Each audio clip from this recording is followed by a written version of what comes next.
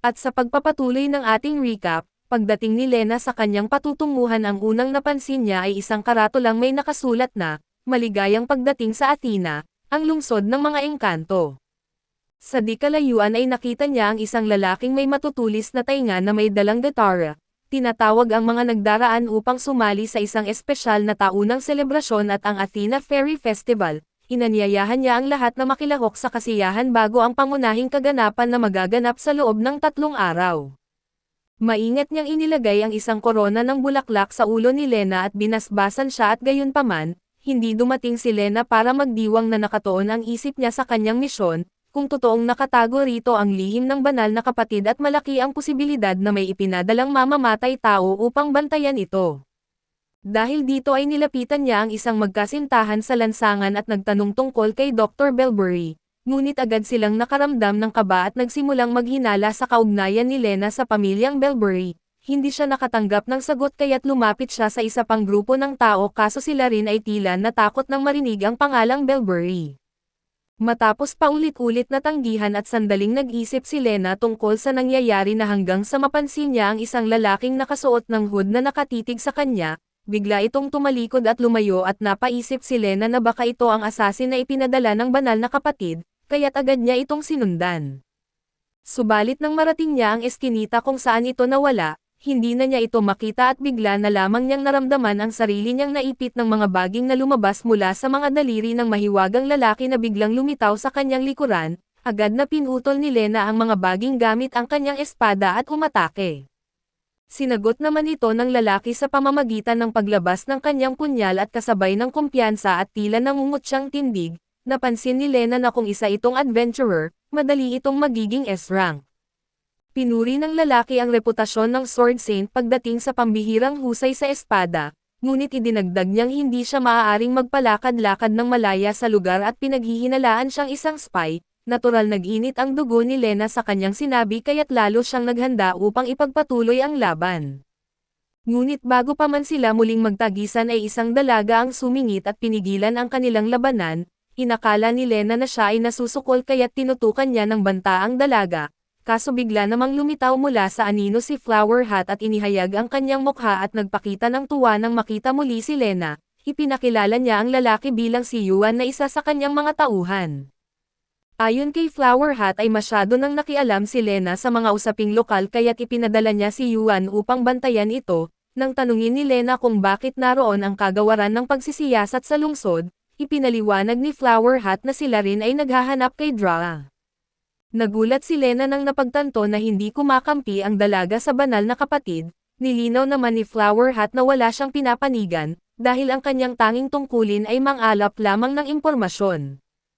Ipinaliwanag ni Yuan at Flower Hat na ang paghahanap kay Draa ay isang mahalagang hakbang upang mapigilan ang Wicked Dragon.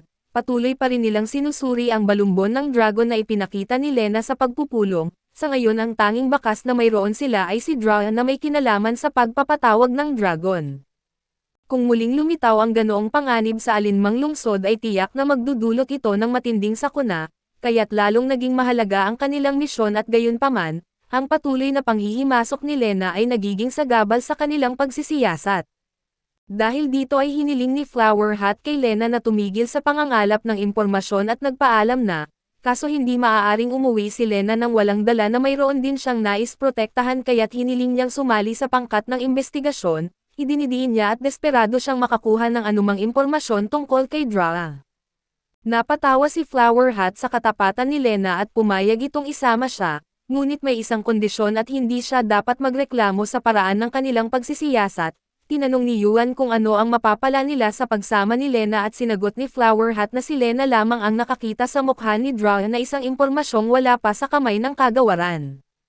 Sa huli ay iminungkahi ni Flower Hat na kumain muna sila bago simulan ang kanilang trabaho. Pumunta ang tatlo sa isang kainan kung saan nag-order si Flower Hat ng 3 bahagi ng sariwang isdang minere na nahuli noong gabi at inihain na may puting sarsa, kasama ang mga kamatis na nilaga sa loob ng maraming oras.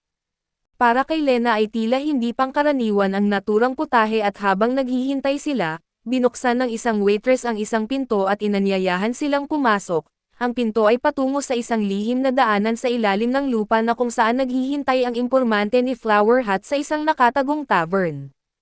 Makalipas ang ilang sandali ay inabot ni Yuan sa lalaki ang isang supot na naglalaman ng 20,000 gintong barya kapalit ng impormasyon tungkol kay Draa at sa kanyang kinaroroonan. Nabigla ang impormante na may naghahanap sa isang kakaibang individual, isiniwalat niya na si Draa ay anak ng dating marangal na pamilyang Bellbury. Gayunman ang pagbagsak ng pamilya ay naugnay mismo sa dalagang ito at noon pa mang 6 na taong gulang si Draa. Mayroon na siyang hilig sa pagsasayaw kaso sa parehong edad ay nagkaroon siya ng isang hindi kanais-nais na kakayahan at ito ang necromancy. Maaari mang nagkataon lamang kaso kasabay ng paglitaw ng kanyang kakayahan ay sinapitan ng malas ang pamilya Bellbury, nalugi ang kanilang mga negosyo at biglaang namatay ang kanyang ina at dahil dito, nagsimulang kumalat ang mga bulong-bulungan na isinumpa ang kanilang pamilya. Sa takot ay inisip ng kanyang ama na si Draa ang dahilan ng kanilang kapahamakan dahil sa kanyang ipinagbabawal na kakayahan, ipinatapon niya ang sariling anak at ikinulong ito sa isang liblib na estate sa kanayunan.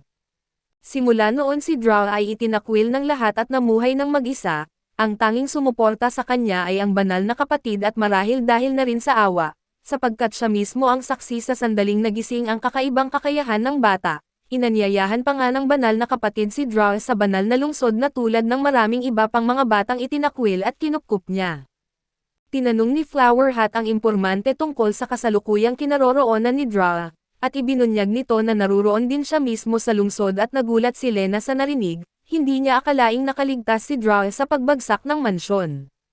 Gayunpaman ay humingi ng karagdagang bayad ang impormante upang ibunyag ang eksaktong lokasyon ni Draa. Sumagot si Yuan na kasama na sa kanilang napagkasunduang halaga ang lahat ng impormasyon, ngunit naging ganid ang lalaki at nagbantang hindi magsasalita hanggat hindi siya binibigyan ng isa pang supot ng gintong barya. Dito na napuno si Yuan at gamit ang kanyang mga baging at agad niyang ginapos ang lalaki at itinutok ang kanyang punyal sa leeg nito, mariing inuutusan siyang sabihin ang kinaroroonan ni Draa. Agad namang tumutol si Lena at sinasabing sobra na ang ginagawa nila. Subalit kalmadong ipinapaalala ni Flower Hat na pumayag siyang manahimik at lalo na't ang impormante mismo ang lumabag sa kanilang kasunduan. Mariing sinabi ni Yuan na isang malaking pagkakamali ang tangkaing lulakuhin ang kagawaran ng pagsisiyasat, lalo pa niyang hinigpitan ang mga baging kaya't sa matinding takot ay napilitan ang impormante na ibunyag ang sagot na si Draa ay nasa distrito ng teatro, naghahanda para sa sayaw ng engkanto. Matapos palayain ni Yuan ang lalaki at muling nagpahayag ng pagkadismaya si Lena na tinawag itong pagpapahirap, kaso sagot ni Flower Hat na ang mahalagang impormasyon ay hindi basta na lamang napupulot, kailangang gawin ang lahat ng kinakailangan upang makuha ito. Samantala sa isang marangyang mansyon ay may isang butler ang nagtanong kay Draa kung lalabas na naman ito, nangako siyang babalik agad at wala namang problema ang lalaki sa kanyang amo na lumalabas. Ngunit nag-aalala siya na maaaring lumala ang sugat nito kung hindi siya magpapahinga. Ipinaliwanag ni Draa na wala siyang oras para magpahinga at pinili siya ng banal na kapatid bilang isang mananayaw, at ayaw niyang palampasin ang pagkakataong makapaghanda ng husto para sa pagganap. Bumalik naman sa lungsod sina Yuan at Flower Hat at ipinaliwanag kay Lena na ang sayaw ng engkanto ay isang sagradong ritual na ginaganap sa huling araw ng pista ng mga engkanto. Ayon sa alamat ay nagsimula ang sayaw mahigit 1,000 taon na ang nakalipas, nang ipagtanggol ng hari ng engkanto ang lawa mula sa isang hukbo ng halimaw at ang ritual na ito ay muling isinasadula ang alamat bilang sagisag ng kapayapaan, habang ang kapangyarihan ng Fairy Stone ay nagsisilbing proteksyon ng lungsod mula sa mga sakuna taon-taon. Pinipili ang mga anak na babae mula sa kilalang pamilya sa lungsod upang sumayaw, at ang isang mahusay na pagtatanghal ay maaaring magtaas ng katayuan ng kanilang pamilya at sa pagkakataong ito, si Draa ang napiling mananayaw. Tinanong ni Lena kung bakit piniling manatili ni Draa sa lungsod sa kabila ng masakit nitong alaala, ngunit iyon mismo ang nais nilang alamin at nang makarating sila sa lugar ng pagsasanay ng mga mananayaw, 2 lalaki ang humaharang sa kanila at hiniling ang kanilang pahintulot na makapasok. Sa sandaling iyon ay hinuhubad ni na Flower Hat at Lena ang kanilang mga balabal at ipinakita ang kanilang kasuotan bilang mga mananayaw, habang si Yuan naman ay ginampanan ang papel ng isang plotista. Dahil hindi nakilala ng mga gwardya ang tatlo at tinanong nila kung bakit may dala silang mga espada, Ipinaliwanag ni Flower Hat na props lamang ang mga ito para sa choreography, dahil gagampanan nila ang papel ng mga mandirigmang engkanto sa pagtatanghal. Sa huli ay nagtagumpay ang tatlo na makapasok at gayunpaman ay nag-aalala si Lena. Hindi niya alam kung paano sumayaw ngunit kalmado siyang pinatahan ni Flower Hat at sinabing makakahanap sila ng paraan upang makaraos, lalo na't si Yuan mismo ay wala ring kaalam-alam kung paano tumugtog ng plota. Sa isang sandali ay narinig ng grupo ang dalawang mananayaw na nag-uusap tungkol sa anak ng pamilya Bellbury, isang babaeng sinasabing nagtataglay ng isang ipinagbabawal na kakayahan at pinag-usapan ng dalawa ang tungkol sa pag-iwas kay Dra, dahil natatakot silang baka kumalat sa kanila ang kanyang kakayahan. Narinig ito ni Lena at napaisip kung anong klase ng buhay ang dinanas ni Dra at makalipas ang ilang sandali, nakarating sila sa isang napakalaking auditorium na may entablado sa gitna ng lawa. Doon ay nakita nilang sumasayaw si Dra kasama ang dalawa pang mananayaw. Nagulat si Lena nang makita itong nabubuhay at hindi sinasadyang naibulalas niya ito ng malakas at na agad namang nakatawag ng pansin ni Dra. Bago pa man ito makapag-react ay agad siyang ginapos ni Yuan gamit ang kanyang mga baging. Nang hindi na makagalaw si Dra at mariing tinanong siya ni Flower Hat kung nasaan ang Wicked Dragon, ngunit iginiit ni Dra na hindi niya kailanman kinontrol ang halimaw at napagtanto ni Flower Hat na naubos na ang kanilang bakas, kaya ipinahayag niyang dadalhin niya si Dra sa banal na lungsod upang gamitin sa kanya ang isang espesyal na mahika sa pagsubaybay. Nagmakaawa si Dra na bigyan siya ng 2 araw pa at ipinaliwanag na ang pagsayaw sa fairy ball ay pangarap niya habang buhay. Naaantig sa kanyang pakiusap at nakiusap si Lena kay Flower Hat na hayaan siyang sumayaw, ngunit hindi natinag si Flower Hat at iniutos kay Yuan na higpitan pa ang kanyang mga baging upang hindi makawala ang hinihinalang sospek. Napansin ni Lena na hindi pa ganap na gumagaling ang sugat na natamo ni Dra sa pagbagsak ng mansyon. Samantala ay may kumpiyansang sinabi ni Flower Hat na kung kinakailangan, kaya niyang hilahin si Dra papunta sa banal na lungsod.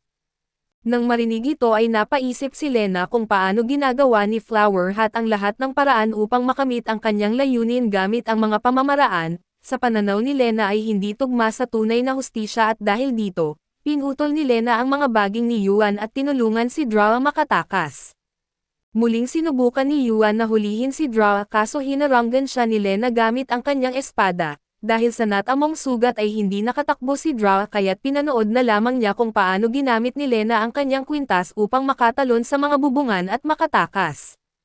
Samantala ay ginawa ni Yuan ang lahat upang habulin ang mga tumatakas, ngunit huli na ang lahat at sa kabila nito ay nanatiling kalmado si Flower Hat at sinabing ayos lang iyon, dahil hindi aalis si Dra sa lungsod bago ang fairy dance.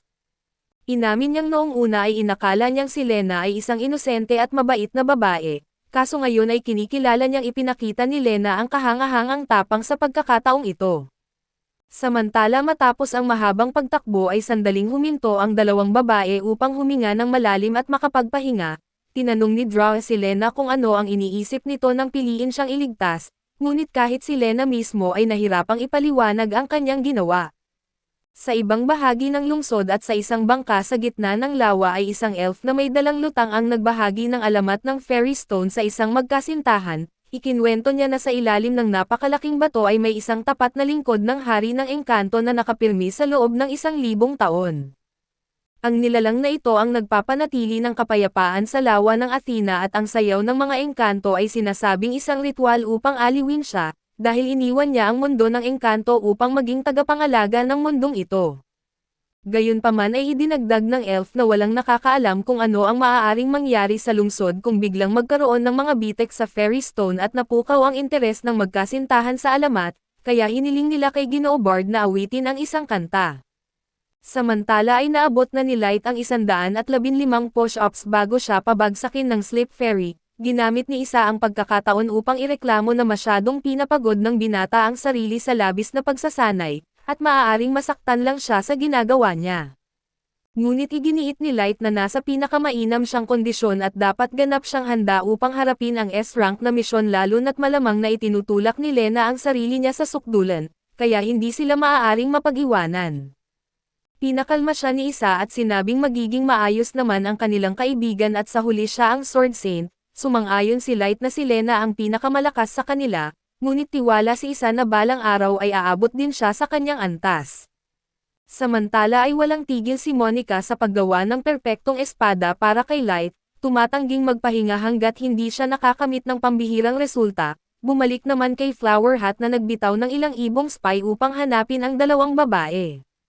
Ngunit sa hindi inaasahang pangyayari ay bigla na lamang bumalik ang mga ibon sa kanya at takot na takot, matapos lamang ang ilang segundo na paglipad at nabahala si Flower Hat sa kanilang reaksyon, kaya't kinuha niya ang isang bulaklak mula sa kanyang sombrero kaso agad itong nalante sa kanyang kamay. Napagtanto niyang may seryosong nangyayari at agad niyang ginamit ang kanyang kakayahan na Eyes of the Scholar, upang suriin ang sitwasyon ay pinaghihinalaang nasa malapit lamang ang pinagmumulan ng kabuluhan. Sa pagkakataong ito ay napagpasyahan ni Flower Hat na wala silang ibang pagpipilian kundi ipagkatiwala ang lahat kina Lena at Dra. Samantala ay napapatingin si Lena sa Fairy Stone at napansin na unti-unting bumabalot ito ng isang anino na tila pumapasok mismo sa loob ng bato.